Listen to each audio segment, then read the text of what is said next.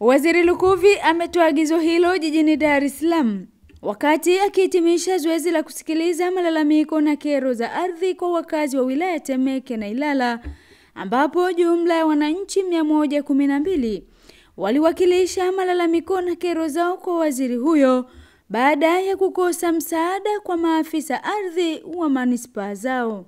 Lakini serikali pia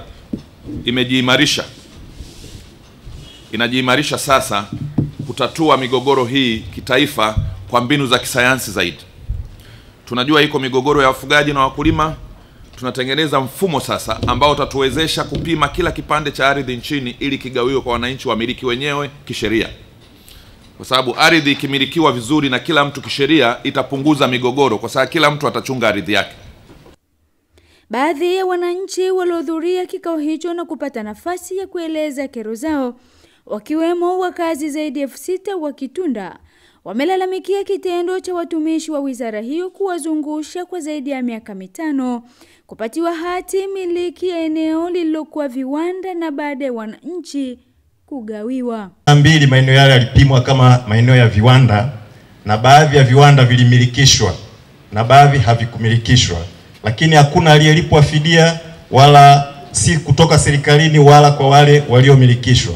Matokeo yake wakazi wenyeji waliendeleza maeneo yao na sasa hivi ni maelfu ya nyumba yako pale.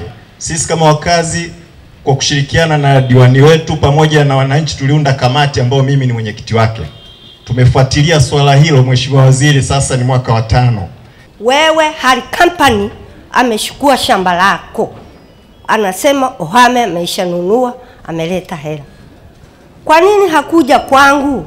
Anyambie kama tunauziana tuuziane. Tulikuwa watu 10.